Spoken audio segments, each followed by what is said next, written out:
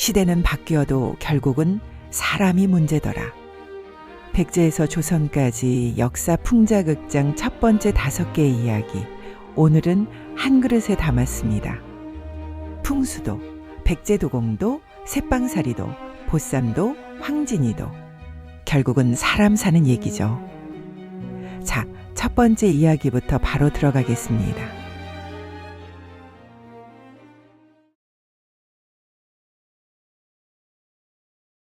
이삿짐이 얼추 다 들어오자 직원이 자신 있게 말했습니다.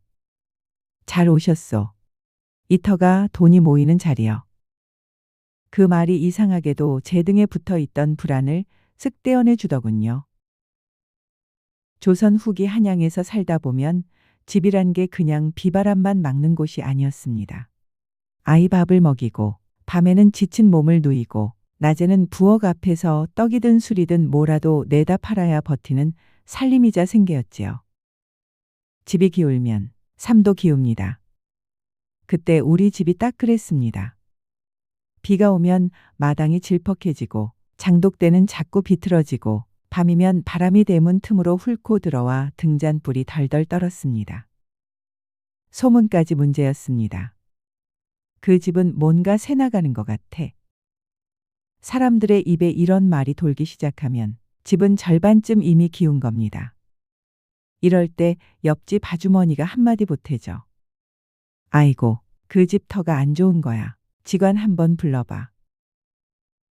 직관은 대체로 이렇게 등장합니다. 목소리는 낮고 말은 짧고 결론은 큽니다. 지금 집은 재물이 빠져나가는 물길이요. 대문이 바람을 다 쓸어 담아요. 뒤가 비었소. 기댈 산이 없지 않소. 그 말을 듣는 순간 머릿속이 복잡해지기 시작합니다. 이사가 답일까? 대문만 옮기면 되나? 침상 방향만 바꾸면 되나? 그런데 직관은 딱 잘라 말합니다. 이사는 선택이 아니라 처방이요. 처방이라는 단어가 들어가는 순간 사람은 약해집니다. 내가 잘못한 게 아니라 터가 문제였다는 말처럼 들리니까요. 마음이 가벼워지는 대신 판단은 무거워집니다. 결국 우리는 집을 옮겼습니다. 새 집은 한양 외곽 낮은 구릉 아래라고 합시다. 직관은 감탄을 섞어 말했습니다. 보시오. 뒤로는 단단하고 앞으로는 트였고 물길도 좋소. 풍수를 말할 때 사람들이 가장 많이 아는 말이 있지요. 배산임수입니다. 등 뒤에는 산, 앞에는 물입니다. 그리고 좌청룡 우백호도 빠지지 않습니다. 이때 청룡, 백호는 동물이 아니고 동네 지형을 부르는 말이지요. 사실 이런 말들은 그럴듯한 미신이라기보다 살기 좋은 땅의 조건을 비유로 정리한 거라고도 볼 수 있어요. 뒤는 바람을 막고 앞은 트여 있고 물이 가까우면 농사와 생활에 유리하고 양옆 지형이 비어 있지 않으면 안정감이 생긴다는 식이지요. 여기까지는 꽤 현실적입니다. 문제는 거기에 사람의 욕심이 섞이는 순간부터예요. 직관이 말하는 돈이 모이는 자리는 듣는 순간 귀가 번쩍 뜨이지 않습니까? 돈은 원래 잘 안 모이는 건데 집터만 바꾸면 모인다니요. 세상에 그런 소리만큼 달콤한 게 있나요? 잠깐만요. 직관의 말이 그럴싸하게 들리는 데는 이유가 있었습니다. 조선은 풍수를 그냥 동네 수군거림으로만 두지 않았거든요. 태종실록 태종 6년 기사에는 나라에서 십학 같은 전문 기술 교육 체계를 세워 운영했다는 대목이 나오는데 십학 안에 음양풍수학이 포함되어 있습니다. 그리고 이런 계통의 기술자들은 훗날 관상감 같은 관청에서 역법, 택일, 지리 같은 일을 맡기도 했지요. 그러니 사람들에겐 직관의 한마디가 그냥 하는 말이 아니라 권위가 붙은 판정처럼 들렸겠지요. 게다가 조선에는 아예 음양과라는 기술직 시험이 있었습니다. 그쪽 세계에서는 택일과 역법, 지리 같은 분야가 먹고 사는 기술이었습니다. 오늘날로 치면 데이터 기반 입지 분석을 팔던 시대랄까요. 물론 데이터가 아니라 감과 전승과 기운이었지만요. 자, 다시 이사 이야기로 돌아가 보지요. 이삿날은 늘 그렇듯 난장판이었습니다. 보따리 매듭은 풀리고 뒤주는 비틀어지고 아이는 문턱에 걸려 울고 어른들은 이쪽으로 아니 저쪽으로 소리만 높아집니다. 그 와중에 직원이 아주 당당하게 한마디를 박아 넣습니다. 이 대문은 동쪽으로 트시오. 바람길을 받아야 합니다. 우리는 그 말을 믿었습니다. 아니, 믿었다기보다 붙잡았습니다. 사람이 불안을 견디는 방식은 대개 둘 중 하나거든요.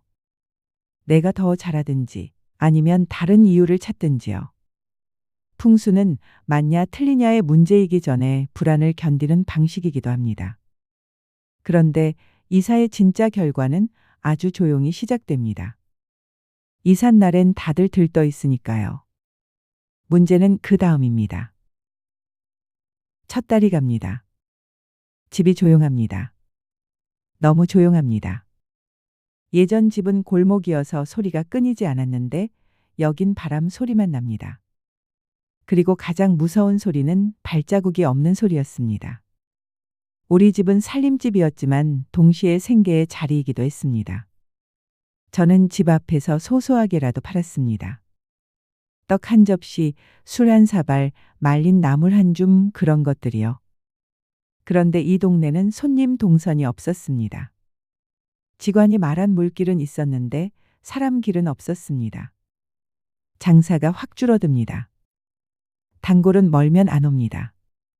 사람은 생각보다 단순하니까요.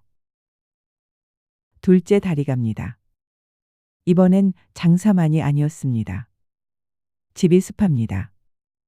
앞에 물이 있다는 말은 좋았는데 진짜 물이 가까우니 빨래가 잘 안 마릅니다. 그릇장에 곰팡이가 피고 아이 기침이 늘어요. 밤엔 이불이 눅눅해서 누우면 마음까지 눅눅해집니다. 그때부터 우리는 풍수 처방을 더 찾기 시작했습니다. 사람이 힘들어지면 원인을 더 선명하게 만들어야 마음이 버티거든요. 저는 다시 직원을 불렀습니다. 직원은 마당을 한 바퀴 돌고 대문을 쓱 보고 방 안에 잠깐 서더니 이렇게 말합니다. 물이 너무 가깝소. 좋은 물도 지나치면 병이 되지요. 장독대는 옮기시오. 기운이 막힙니다. 침상 머리는 북쪽으로 두면 안 됩니다. 그 말을 듣는 순간 또 계산이 시작되지요. 장독대를 옮기려면 사람을 불러야 합니다.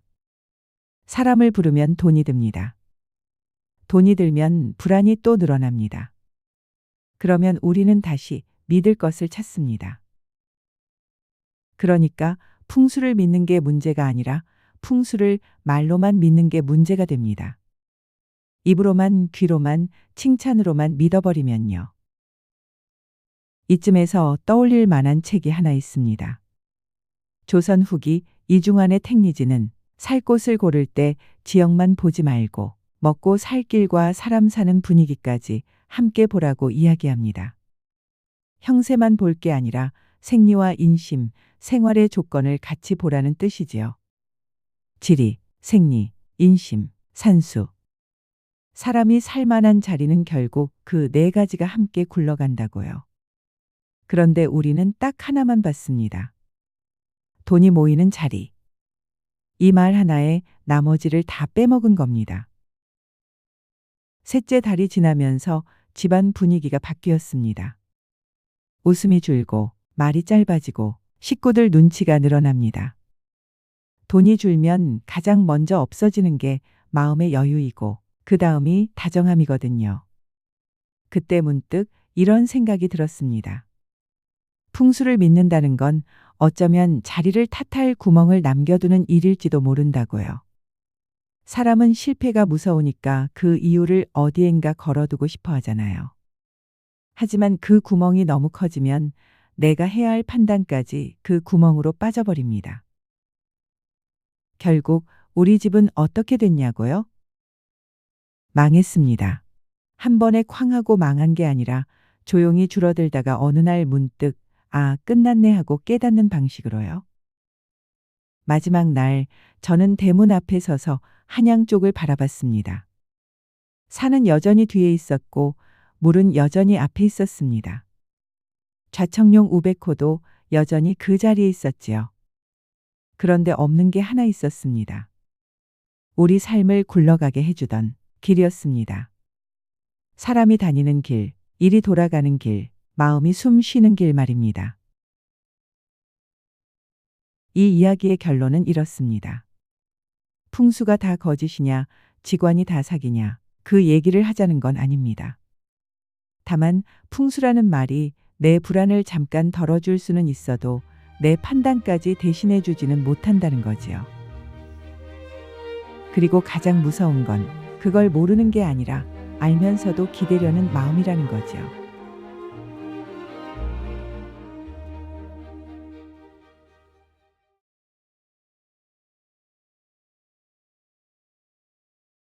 바닷바람이 먼저 저를 반깁니다. 육지에서야 흙냄새가 먼저 코를 치고 장작 타는 냄새가 뒤를 따라오는데 오늘은 짠내가 앞장섭니다. 배에서 내리자마자 누군가가 공손히 고개를 숙입니다. 백제에서 오신 도공 맞으십니까? 맞습니다. 저는 백제 왕실 가마에서 그릇을 굽던 사람입니다. 그런데 오늘만큼은 그릇이 아니라 제 인생이 화로 위에 올라간 기분입니다. 잠깐 궁금하지 않으세요? 도자기는 흙을 굽는 일인데요. 그런데 바다 건너 왕실은 완성된 그릇이 아니라 저 같은 기술자를 직접 불러들이려 했을까요? 그리고 중요한 질문 하나. 기술이란 건 도대체 누구의 것일까요? 나라의 것일까요? 아니면 장인의 것일까요? 이 이야기는 백제 그리고 외국, 그러니까 지금의 일본으로 이어지는 바닷길에서 시작됩니다. 지금부터는 들으시는데 오해가 없도록 외국을 일본이라고 부르겠습니다. 당시 백제는 바다를 잘 쓰는 나라였습니다. 강을 끼고 바다로 나가고 바다로 받아들이는데 익숙했죠. 오늘날처럼 여권도 없고 출입국 심사대도 없었지만 대신 더 확실한 게 있었습니다. 바람과 파도, 그리고 사신이라는 이름의 공식 출장. 기록을 들여다보면 백제가 일본에 사신을 보내고 또 일본이 백제의 도움을 요청했다는 이야기가 종종 나옵니다. 삼국의 공식 기록이나 전승들 그리고 일본 측 오래된 기록들에도 한반도에서 건너간 기술자와 학자 이야기가 종종 섞여 있습니다. 그걸 오늘날의 말로 바꾸면 이런 거죠. 국가적인 프로젝트로 인재를 파견합니다. 왕실 식탁에 올라가는 그릇이 깨끗하고 단정해야 하는 건 단지 보기 좋으라고만 그러는 것이 아니었습니다. 왕실 그릇의 품격이 곧 나라의 품격이던 시절입니다. 그 시대의 기술자는 그저 손재주 좋은 사람 정도가 아니었습니다. 특히 왕실에 붙어 있는 장인은 나라의 품격과 체면을 담당하는 사람이었습니다. 그래서 이 시절의 기술자 파견은 단순한 교류가 아니었죠. 저는 사람이면서 동시에 국가 브랜드 샘플이었던 셈입니다. 그리고 도자기 만드는 기술은 생각보다 첨단 기술이었습니다. 흙을 빚어 말리고 굽는 것까지는 비슷해 보여도 어떤 흙을 어떻게 섞느냐, 어느 온도에서 얼마나 오래 굽느냐, 가마의 구조를 어떻게 짓느냐에 따라 결과물은 완전히 달라지거든요. 특히 높은 온도에서 단단하게 구워지는 그릇은 물이 잘 스며들지 않고 오래가서 귀했습니다. 그러니 누가 탐을 안 내겠습니까? 자, 다시 제 이야기로 돌아가 볼까요? 제 이름은 도림입니다. 제 이름이 어떻든 그건 이 이야기에서 크게 중요하지 않습니다. 중요한 건 저는 백제 왕실 가마에서 도자기를 굽는 도공이고 오늘은 일본으로 출장을 왔다는 사실입니다. 백제 출발 전날 저는 평소보다 더 일찍 가마 앞으로 갔습니다. 가마는 늘 그 자리에 있었지만 그날은 이상하게 낯설었습니다. 짐이라 해봐야 대단치 않습니다. 옷 몇 벌, 작은 칼, 흑손, 줄 같은 것. 그리고 정말 중요한 것. 눈에 보이지 않는 짐. 손끝에 익은 감이라는 것이죠. 불을 다루는 일은 글로 다 적을 수가 없습니다. 장작의 습기, 바람의 방향, 불길의 색, 제가 날리는 타이밍. 그건 몸이 기억합니다. 그래서 누군가가 말했겠죠. 장인을 데려오면 기술도 따라온다. 출발 당일 왕실에서 나온 관리가 저에게 이렇게 말했습니다. 그곳에 가서 가마를 지어주라. 그리고 그릇을 구워 그들이 원하는 것을 보여주라. 말은 정중했지만 뉘앙스는 분명했습니다. 보여줘라가 아니라 해내라에 가까운 말이었죠. 참고로 출장 조건을 적은 문서도 있었습니다. 그런데 이상하게도 언제 돌아오라는 내용은 없었습니다. 글로는 정중했는데 여백만큼은 아주 넓더군요. 저는 속으로 계산했습니다. 출장 기간은 얼마나 될까? 다시 돌아올 수는 있을까? 내가 가르친 기술이 언젠가 내 나라 백제에 부담이 되지는 않을까? 아, 이런 걱정이 너무 무겁다고요? 그런데 이상하게도 장인에게는 이런 걱정이 늘 따라다닙니다. 내 손으로 가르친 것이 누군가에겐 축복이지만 다른 누군가에게는 경쟁이 되니까요. 배는 생각보다 작은 세상입니다. 파도가 세게 치면 계급도 잠깐 흔들립니다. 귀족이나 무장이나 장인이나 결국은 같은 비린내를 맡으며 같은 물을 마십니다. 바다 위에서 며칠. 날씨가 좋으면 짧게, 나쁘면 길게. 그런데 이상하게도 바다에서는 시간이 길이가 아니라 무게로 느껴집니다. 배가 출렁일 때마다 내 결심도 출렁입니다. 일본의 항구에 도착했을 때 저는 또 한 번 놀랐습니다. 사람들이 우리를 맞이하는 태도가 생각보다 극진했거든요. 마치 귀한 손님이자 귀한 물건을 동시에 맞이하는 표정이었습니다. 그곳의 관리가 제게 웃으며 말했습니다. 우리 왕실에서도 좋은 그릇을 쓰고 싶습니다. 백제의 그릇처럼요. 그 한마디에 제 마음이 조금 풀리다가도 다시 조여왔습니다. 좋은 그릇을 쓰고 싶다는 말. 그 말이 순수할 수도 있고 아주 전략적일 수도 있거든요. 다음 날부터 저는 가마자리부터 보러 다녔습니다. 가마는 아무데나 지을 수 없습니다. 땅이 단단해야 하고 물이 가까워야 하고 장작을 구하기 쉬워야 하고 바람이 너무 세게 치면 안 됩니다. 바람길을 잡고 불길이 지나갈 길을 만들고 열이 빠져나갈 구멍도 계산해야 합니다. 온도계가 없는 시대라 장인은 불빛의 색과 연기 냄새로 온도를 읽어야 하죠. 여기서 역사적 사실 하나만 살짝 얹어볼까요? 일본 고고학 쪽에서는 어느 시기부터 일본 열도에서 이전과 다른 방식으로 구워진 단단한 그릇이 나타나고 그 기술적 특징이 한반도 계통의 가마 구조와 닮아 있다는 이야기가 종종 나옵니다. 물론 모든 걸 단정할 수는 없지만 사람과 기술이 바다를 건넜다는 사실은 틀림없는 것 같습니다. 가마를 짓는 동안 저는 통역을 사이에 두고 현지 장인들과 대화를 했습니다. 처음엔 서로를 재료처럼 봤습니다. 저는 그들의 손이 얼마나 빠른가를 봤고 그들은 내가 얼마나 많은 것을 알려줄 것인가를 봤죠. 그런데 며칠이 지나자 갑자기 아주 인간적인 장면이 튀어나옵니다. 한 장인이 제게 조용히 묻더군요. 백제에서는 그릇에 이름을 새깁니까? 저는 웃었습니다. 이름을 새기면 들키죠. 실수도 욕심도 다. 그러자 그 장인도 따라 웃었습니다. 그 웃음이 이상하게 낯설지 않았습니다. 나라는 달라도 사람의 웃음은 그 느낌이 비슷하거든요. 문제는 흙이었습니다. 백제에서 쓰던 흙과 이곳의 흙은 같지 않았습니다. 입자가 다르고 섞인 성분도 다르고 물을 머금는 느낌도 다르죠. 그릇은 결국 흙의 성격을 따라갑니다. 그래서 저는 그 땅의 흙을 매일 만졌습니다. 손바닥으로, 손가락 끝으로, 눈으로. 이 흙은 고집이 세군요. 제가 혼잣말을 하면 옆에 있던 장인이 통역도 없이 알아듣는 듯한 표정을 짓습니다. 도자기를 굽는 장인들끼리는 말이 통하지 않아도 흙과 불 얘기만 하면 이상하게 통하거든요. 도자기는 대충 굽는 게 아니라 순서가 있습니다.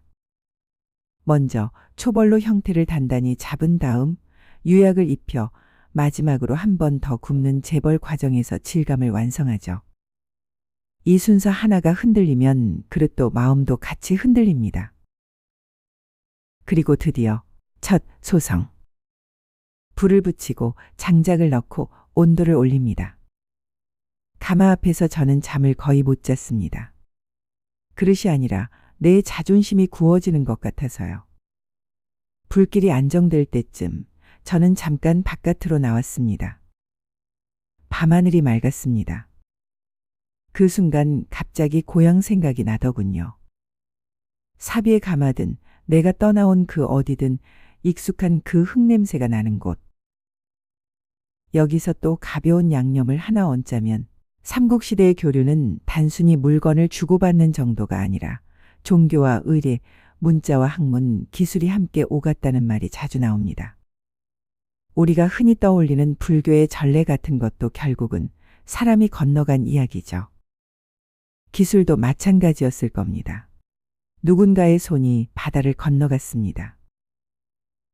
가마 문을 열던 날 저는 숨을 길게 들이마셨습니다. 뜨거운 공기와 함께 재와 흙냄새가 확 올라옵니다. 그리고 마침내 그릇이 보입니다. 완벽하지는 않았습니다. 유약은 고르지 않았고 색도 제가 생각했던 그 색이 아니었습니다. 하지만 분명히 새로운 땅에서 태어난 그릇이었습니다. 그걸 보는 순간 제가 느낀 감정은 의외로 복잡했습니다. 기쁨도 있고 서운함도 있고 묘한 두려움도 있었습니다. 내 기술이 여기서 뿌리 내린다는 뜻은 곧 내가 없어도 이곳이 굴러간다는 뜻이니까요. 장인에게 대체 가능하다는 말은 축복이자 공포입니다. 그날 밤 일본의 귀족이 술자리를 마련했습니다. 그들은 그릇을 만지며 감탄했습니다. 이런 단단함이라니, 이런 맑은 소리라니. 그릇을 두드릴 때 나는 맑은 소리에 다들 신기해했습니다. 칭찬은 넘쳤는데 정작 제 몫이 무엇인지에 대한 말은 아무도 꺼내지 않았습니다. 저는 웃으며 잔을 받았지만 마음 한쪽에서는 이런 생각이 올라왔습니다. 이제 나는 여기서 무엇이 되는 걸까? 손님일까, 스승일까, 혹은 붙잡아둘 사람일까? 며칠 뒤 관리가 제게 넌지시 말을 꺼냈습니다. 조금 더 계셔주시면 좋겠습니다. 아, 이 장면 현대식으로 번역하면 이런 겁니다. 원하시는 대로 해드릴 테니 여기서 계속 같이 일하실 생각 없으세요? 그 순간 제 머릿속에는 여러 장면이 겹쳤습니다. 고향의 가마, 가족, 왕실의 명령, 그리고 눈앞에 새로운 가마. 저는 돌려 말했습니다. 가르칠 것은 가르치겠습니다. 다만 저는 백제의 흙을 잊을 수 없습니다. 그 말이 무슨 뜻인지 그들이 다 알아들었을까요? 모르겠습니다. 하지만 그 말은 적어도 제 마음을 붙잡아 주었습니다. 사람은 어디서나 삽니다. 그 시대의 장인이었던 저도 여러분과 비슷하게 출장을 가고 낯선 환경에 적응하고 머릿속으로 날짜를 세어보고 마음이 흔들렸습니다. 다만 차이가 있다면 여러분은 타국에서도 메신저로 소식을 전할 수 있지만 저는 밤하늘을 통해서만 안부를 전할 수 있었다는 것뿐입니다. 그저 이런 생각만 남깁니다. 내가 가진 재주와 능력은 나를 어디까지 데려갈 수 있을까? 그리고 그 재주가 나를 데려간 곳에서 나는 나로 남을 수 있을까? 여러분이라면 어떨까요? 만약 누군가가 당신의 손끝이 당신의 능력이 필요하다고 말하며 먼 곳에서 부른다면 당신은 기꺼이 떠날 수 있을까요? 아니면 익숙한 자리를 지키게 될까요? 바닷바람은 오늘도 짭니다. 하지만 그 바람이 어떤 그릇을 만들지, 어떤 사람을 어떻게 바꿀지는 늘 그 바람을 맞는 사람의 선택에 달려 있는 것 같습니다.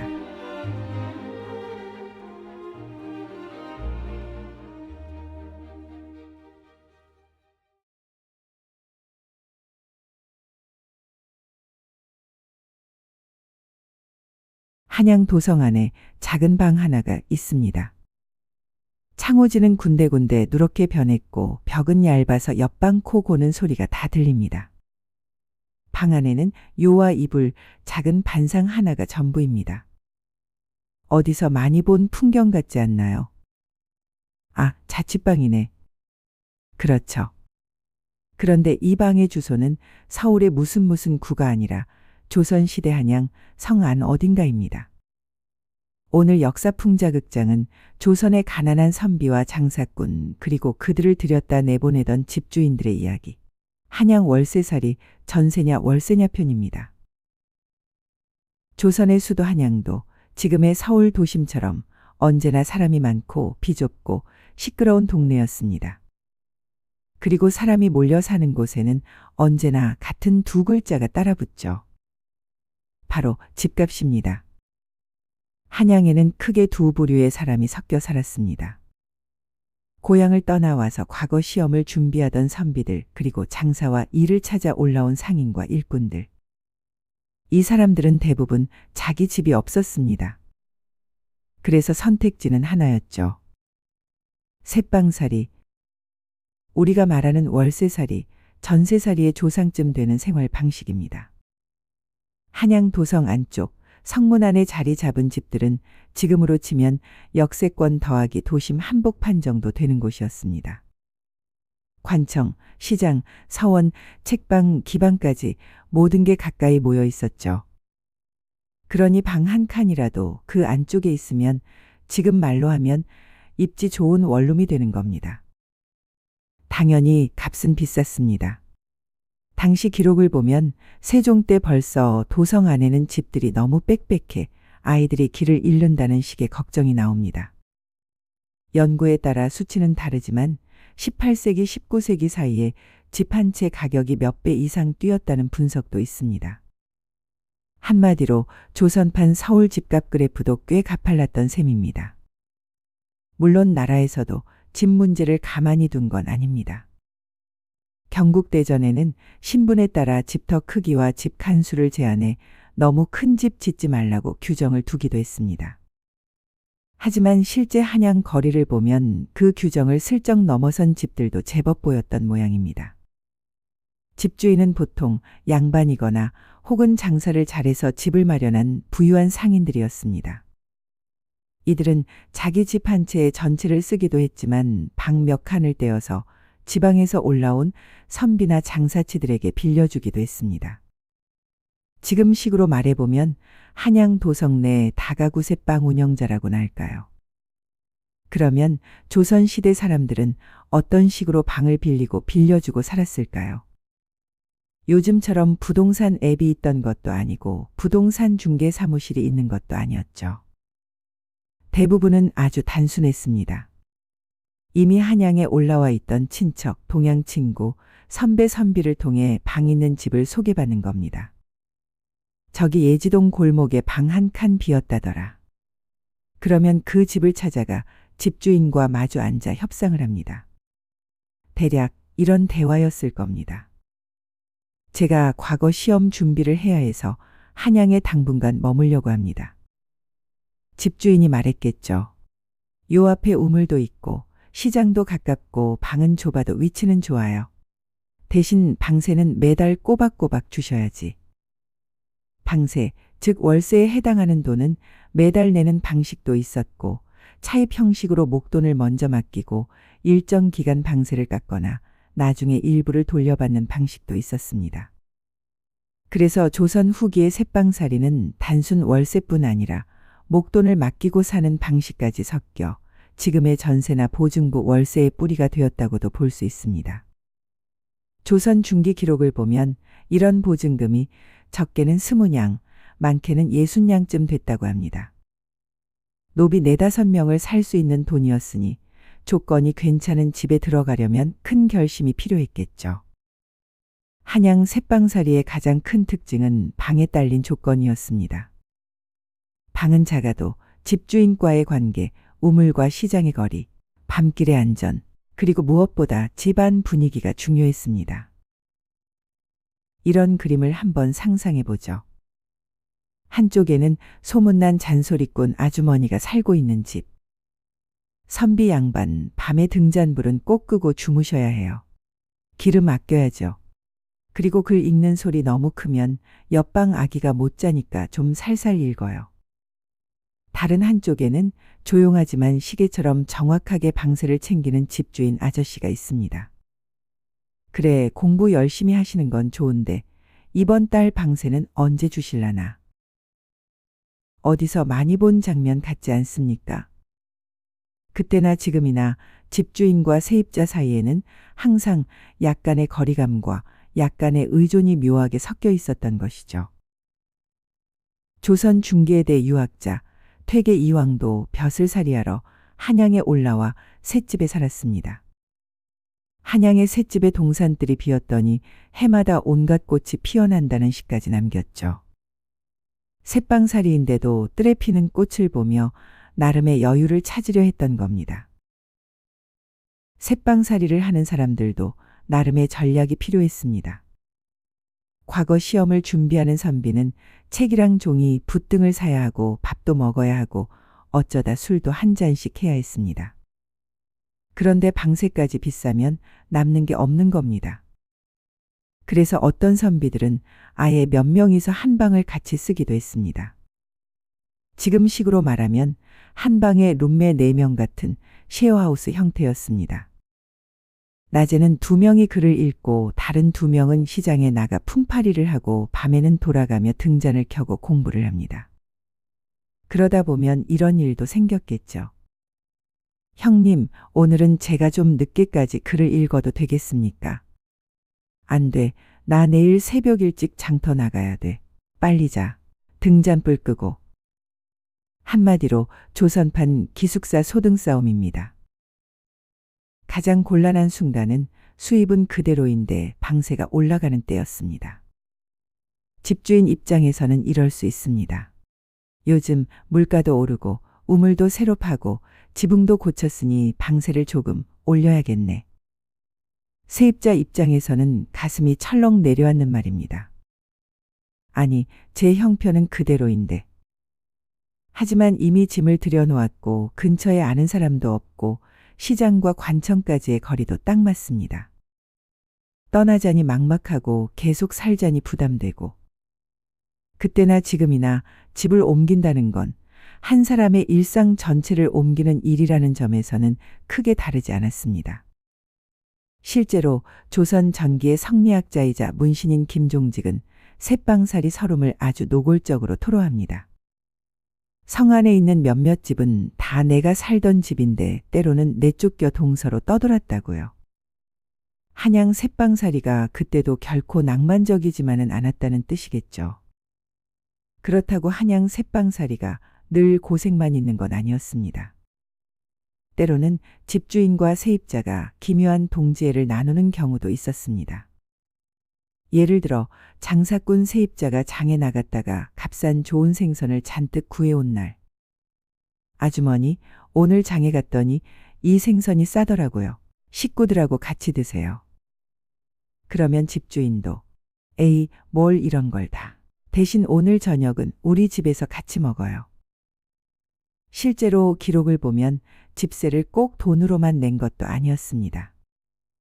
선조 때 유희춘이라는 사람의 일기에는 포를 뜬 고기 한 점이랑 말린 꿩, 쌀 한 마를 셋집 주인에게 보냈다는 대목이 나옵니다. 요즘으로 치면 이번 달 월세는 반찬과 쌀로 일부 결제합니다 하는 셈이죠. 같은 동네에 산다는 건 서로의 형편을 알게 된다는 뜻이기도 했습니다. 세입자가 아픈 날에는 집주인이 끓인 미음이 건너가고 집주인 집안이 상을 당한 날에는 세입자가 상복을 입고 그 일을 도와주기도 했습니다. 돈으로 묶인 관계이면서 동네 사람으로 엮인 관계. 이 두 가지가 뒤섞인 것이 조선시대 한양 월세살이의 얼굴이었다고 할 수 있습니다. 지금 우리는 월세, 전세, 대출, 이자, 전세 사기 같은 복잡한 말들 속에서 살아가고 있습니다. 집은 이제 생활의 공간을 넘어서 자산이 되고 투자 수단이 되었습니다. 어떤 날은 내 편이 되었다가 또 어떤 날은 무서운 걱정거리가 되기도 하죠. 조선시대 한양의 새빵살이는 지금만큼 큰 돈이 오가는 구조는 아니었지만 그 시대에 살던 사람들의 고민도 지금과 크게 다르지 않았습니다.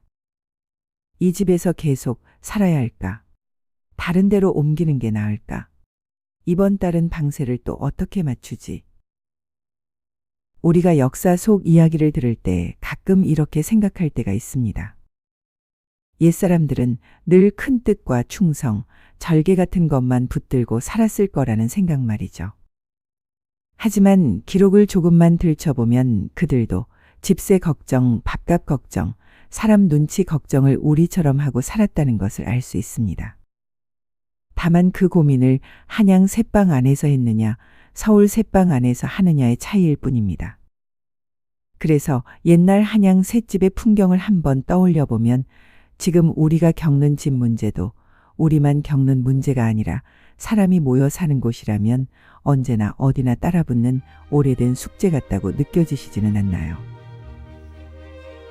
오늘 역사풍자극장 한양 월세살이 전세냐 월세냐 이야기는 여기까지입니다.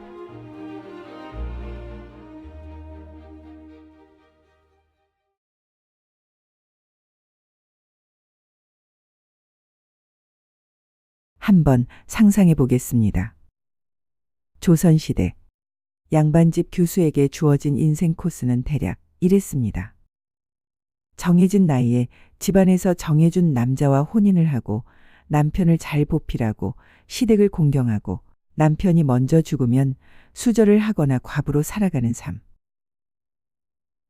그런데 같은 시대를 살면서도 전혀 다른 길을 선택한 여자가 한 명 있었습니다. 남자를 자기가 시험을 봐서 고르고 사대부들과 술자리를 함께하며 시를 주고받고 결국 그 이름이 기생이면서도 한국 문학사의 시인으로까지 올라간 여자. 바로 개성의 명기, 명월 황진이입니다. 오늘 역사풍자극장에서는 무거운 부조리 이야기 대신 조금은 가벼운 그러나 만만치 않은 인생 이야기. 조선의 금기 위에서 춤추던 여자, 황진이의 삶과 사랑 그리고 밥벌이 이야기를 해보겠습니다. 먼저 황진이가 어떤 시대, 어떤 위치에서 살았는지부터 볼까요? 황진이는 대략 16세기 초, 그러니까 지금으로부터 500년 전 조선 11대 왕 중종 때 개성에서 태어난 것으로 알려져 있습니다. 공식 역사 기록에는 자세한 내용이 거의 없고 야사와 설화, 후대 기록을 통해 그녀의 이야기가 전해집니다. 태어난 집안에 대해서도 이야기는 여러 갈래로 갈립니다. 아버지는 양반 집안이지만 어머니는 천민 출신이어서 정식 양반가의 딸로 인정받지 못했다는 설, 혹은 아예 기생 출신의 어머니 밑에서 태어났다는 설. 어느 쪽이든 한 가지는 분명합니다. 그녀가 성장했을 때 양반가의 정실부인이라는 표준 코스는 이미 막혀 있었다는 점입니다. 그나마 가능한 선택지는 양반집에 첩이 되거나 집안의 애매한 짐이 되거나 혹은 자신의 재능을 전면에 내세워 기생이라는 직업을 택하는 길. 야사에 따르면 황진이가 기생의 길을 선택하게 된 데에는 조금 극적인 사건이 하나 있었다고 전해집니다. 15살 무렵 동네 한 총각이 그녀를 짝사랑하다가 상사병으로 죽었다는 이야기입니다. 내가 이런 사고의 원인이 되는 존재라면 차라리 내 운명을 정면으로 받아들이겠다. 그래서 그녀는 억지로 양반의 첩이 되는 대신 스스로 기생의 길을 택했다고 합니다. 역사적 사실인지 후대의 각색인지는 논쟁이 있지만 어쨌든 이 이야기는 황진이의 이미지를 상징적으로 보여줍니다. 남들이 나에게 씌워놓은 운명을 그냥 당하는 대신 차라리 내 운명을 내가 선택해서 내 식으로 살겠다. 이것이 황진이 이야기를 관통하는 첫 번째 키워드입니다. 타의가 아니라 자의에 가까운 선택. 자, 이제 본격적으로 황진이가 어떤 삶을 살았는지 들여다볼까요? 개성은 고려의 옛 도읍이었고 조선시대에도 여전히 상업과 문화의 중심지였습니다. 그 한가운데에서 활동하던 기생이 바로 황진이, 그녀의 기생 이름 명월입니다. 밝을명 달월. 밝은 달이라는 이름답게 그녀는 당대에 유난히 빛나는 존재였습니다. 기생은 술만 따르던 직업이 아니었습니다. 노래와 춤, 시와 글씨, 악기 연주까지 손님들 앞에서 문학과 학문, 예술을 갖고 놀 수 있어야 했습니다.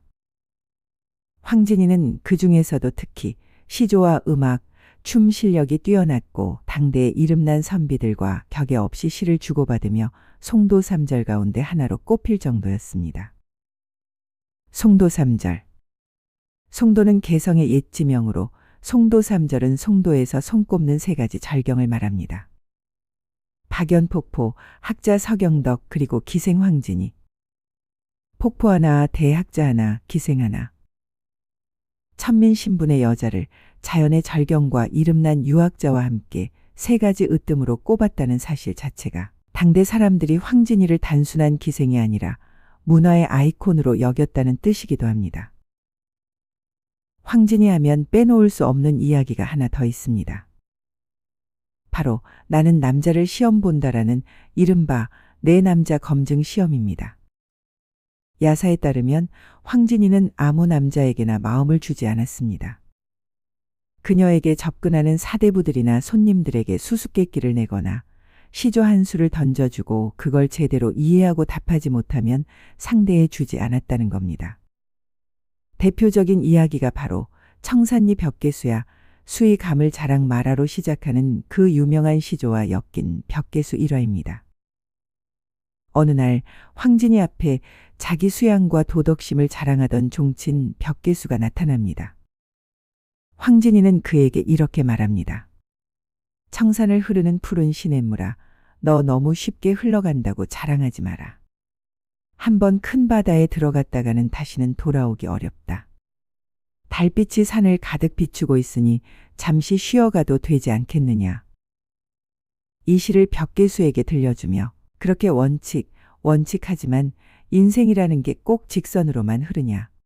가끔은 멈춰서서 다른 선택을 해볼 만도 하지 않느냐라고 넌지시 던진 셈이죠.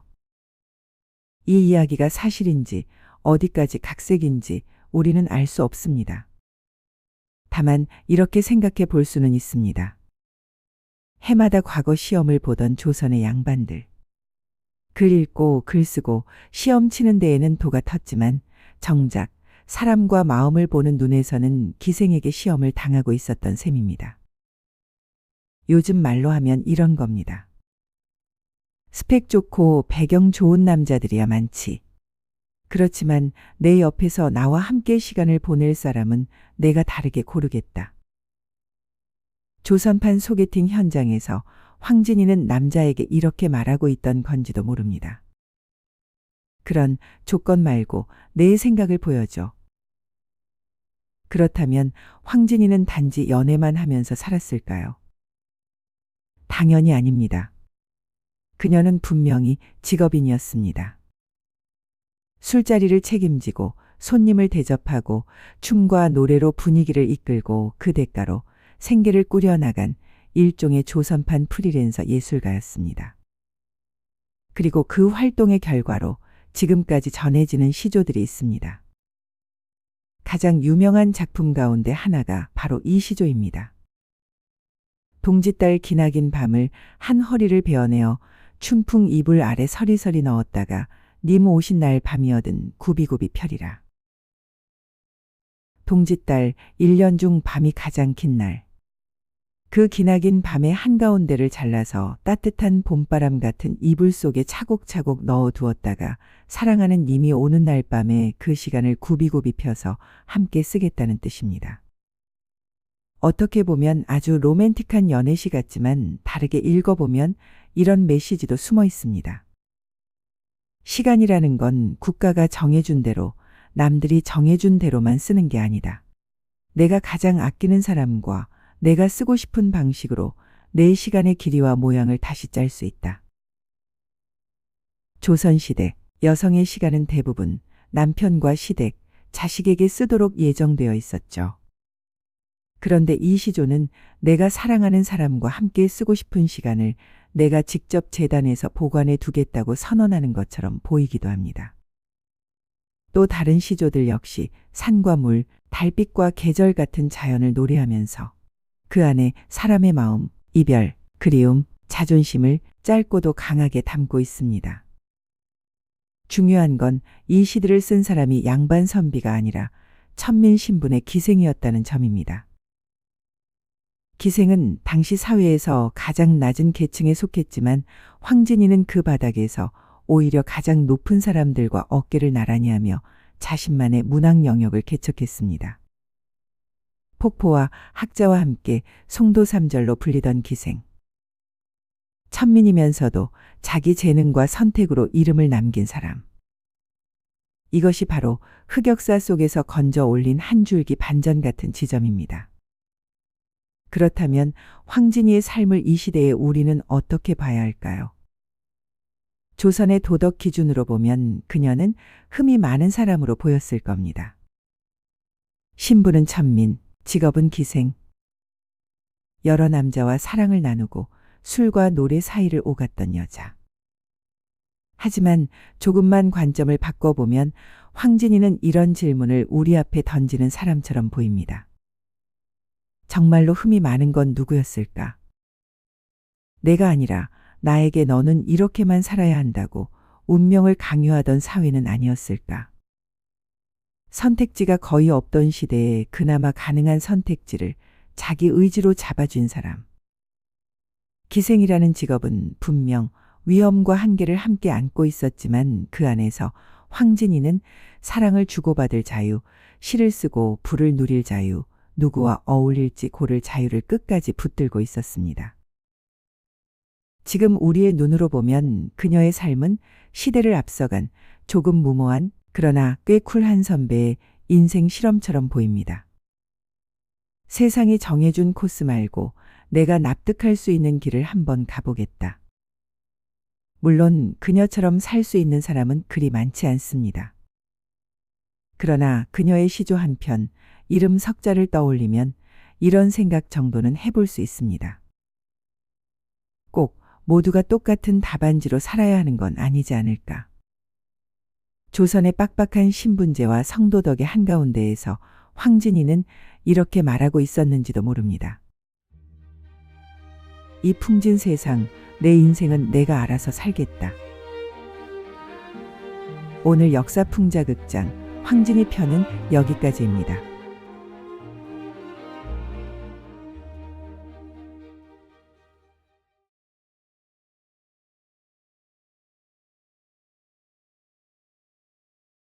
우리가 식당에 가서 보쌈을 주문하면 따뜻하게 삶은 고기와 김치, 쌈 채소가 한 상 가득 나오죠. 우리가 잘 아는 그 보쌈입니다. 그런데 조선시대의 누군가가 보쌈을 했다라고 말하면 그건 고기를 삶았다는 뜻이 아니라 사람을 통째로 싸들고 갔다는 뜻이었습니다. 한밤중 적막한 마을 어귀. 이불을 뒤집어 쓴 사람 하나가 덩치 큰 사내의 등에 엎여 달빛 속으로 사라져갑니다. 지금 우리의 기준으로 보면 이 장면은 명백한 납치이고 범죄입니다. 그런데 조선 사람들 중에는 이 장면을 보고 속으로 잘됐다 하며 박수치는 사람들도 있었습니다.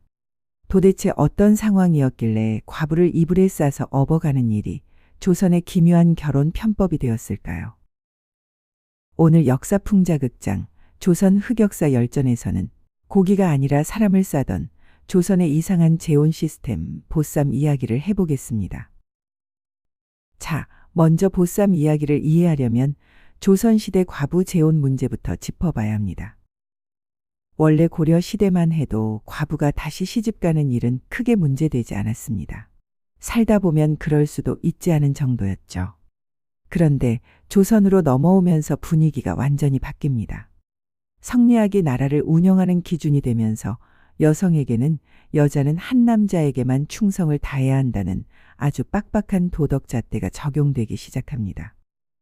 특히 성종 때 양반 집안 과부의 재혼을 법으로 막아버리는 이른바 과부제가 금지 제도가 시행됩니다.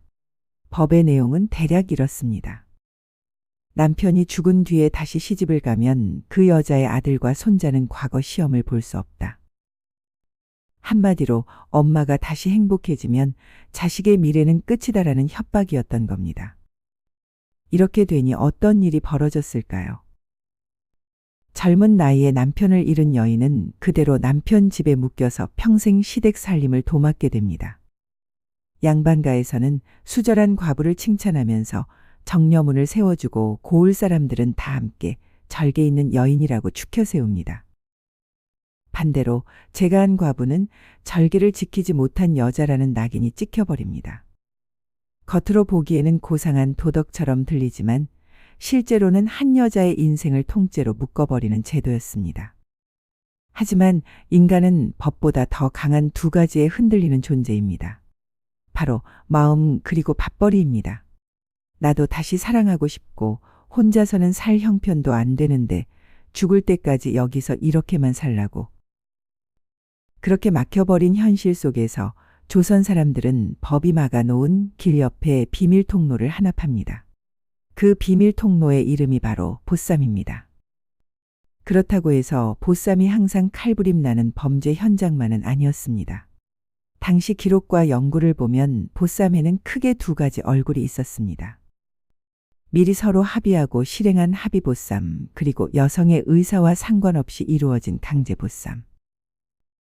먼저 사람 냄새 나는 쪽부터 살펴보겠습니다.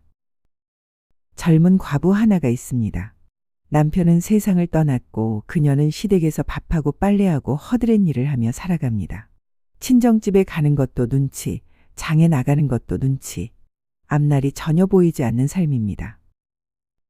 그런데 동네에 부지런하고 성실한 총각이 있습니다. 둘은 자연스럽게 눈이 맞습니다. 하지만 정식으로 재혼할 방법은 없습니다. 법이 막고 있고 과부가 재혼하면 그 자식은 과거 시험을 볼 수 없으니 시댁에서 허락해 줄 리도 없습니다. 그래서 둘이 선택한 방법이 바로 보쌈입니다. 좋아요. 그럼 이렇게 하죠. 겉으로는 내가 납치당한 불쌍한 과부가 되고 당신은 어쩌다 보니 업어온 남자가 되는 겁니다. 밤이 깊어지고 시댁 식구들이 깊이 잠든 시간, 총각은 친척 몇 명과 함께 조용히 과부의 집담을 넘습니다. 과부는 미리 짐을 챙겨두고 이불을 뒤집어 쓴 채 납치당하는 척 연기를 합니다. 다음 날 아침, 시댁 어른들은 발을 동동 구릅니다. 아니 세상에, 우리 집 며느리를 누가 보쌈에 갔단 말이냐. 하지만 사실은 시어머니도 어렴풋이 눈치채고 있습니다. 그래서 조용히 혼잣말로 중얼거립니다. 그래, 그렇게라도 가야 사람답게 살지. 입 하나 줄어든 것도 나쁘지 않고. 겉으로는 체면이 말이 아니네 하면서 한탄하지만 속으로는 한 입 줄었으니 살림이 조금 나아지겠구나 하고 계산기를 두드리는 경우도 있었던 겁니다. 이렇게 서로 합의하고 심지어는 양쪽 집안이 짜고 치는 보쌈도 적지 않았다고 전해집니다. 법과 도덕이 막아 버린 길을 납치당한 척이라는 기묘한 연기로 뚫어버린 셈이죠. 재미있는 건 이 보쌈 풍습을 부르는 이름도 지역마다 다양했다는 점입니다. 과부 업어가기, 과부 등진다, 포대 싸만다 같은 표현들이 전국에 퍼져 있었습니다. 이건 누가 들어도 정상적인 결혼 방식은 아닙니다. 하지만 그만큼 이 풍습이 조선 하층민 사회에 널리 퍼져 있었다는 뜻이기도 합니다. 여기까지만 들으면 그래도 서로 좋아해서 도망친 건데 약간은 로맨틱한데 이렇게 느껴질 수도 있습니다. 하지만 지금 들으신 건 이야기의 절반일 뿐입니다. 이제 웃음 뒤에 가려진 보쌈의 어두운 얼굴을 보겠습니다. 문제는 보쌈이 언제나 합리적이고 낭만적이고 자발적인 선택이었던 것은 아니었다는 점입니다. 실제로는 여성의 의사와 상관없이 힘과 폭력이 동원된 강제 보쌈도 적지 않았습니다. 젊고 예쁜 과부가 마을에 있다는 소문이 나면 밤마다 수상한 사내들이 그 집 주변을 서성이는 경우가 많았고 실제로 완전히 납치에 가까운 보쌈이 벌어지기도 했습니다. 어떤 기록과 연구에는 보쌈 과정에서 심각한 피해를 입고 견디지 못해 극단적인 선택을 한 여성들 이야기도 있습니다. 드라마와 소설에서는 새로운 사랑을 찾아 탈출한 과부 같은 로맨틱한 이야기로 만들어지기도 합니다. 그러나 현실의 조선에서 보쌈은 한편으로는 사랑의 탈출구였지만 다른 한편으로는 약자에게 또 다른 폭력을 가하는 도구이기도 했습니다. 국가 입장에서도 보쌈은 명백한 불법 약탈혼이었습니다. 다만 현실에서는 서로 힘없는 하층민끼리 벌이는 일이라며 어느 정도 눈 감아주는 분위기도 있었고 문제가 크게 되면 벌을 주기도 했지만 항상 일관되게 막지는 못했습니다. 왜 그랬을까요? 그 출발점인 과부제가 금지라는 제도가 현실과 너무 동떨어져 있었기 때문입니다. 하지 말라니까 편법으로라도 하겠다. 조선의 도덕 기준이 너무 빡빡해지자 서민들은 결국 보쌈이라는 비정상적인 통로를 만들어냈고 그 과정에서 또 다른 피해자들이 나올 수밖에 없었습니다. 이제 정리해 보겠습니다. 보쌈은 분명히 조선 흑역사 가운데 하나입니다. 국가는 절개와 명분을 내세워 과부의 재혼을 막았습니다. 젊은 여성의 삶을 시댁이라는 공간에 평생 붙들어 두려고 한 것이죠. 그러자 서민들은 보쌈이라는 탈법 수단을 통해 그 벽을 넘으려 했습니다. 그 과정에서 누군가는 새로운 삶을 얻었지만 또 다른 누군가는 폭력과 눈물 속에 내던져졌습니다. 역사 속 보쌈을 낭만적인 사랑 이야기로만 포장하는 것은 위험합니다. 피해를 당한 사람들의 고통과 현실을 지워버릴 수 있기 때문입니다. 그러나 동시에 우리가 봐야 할 지점은 개인의 일탈보다 그런 편법을 낳게 만든 사회 구조입니다. 과부는 다시 사랑해서는 안 된다. 제가 한 여자의 자식은 시험도 볼 수 없다. 이렇게 사람의 삶을 틀 안에 우겨 넣으려고 했던 사회가 결국 스스로 만든 틀을 피하려는 수많은 꼼수와 비극을 함께 만들어냈던 겁니다. 그렇다면 지금 우리의 현실은 어떨까요?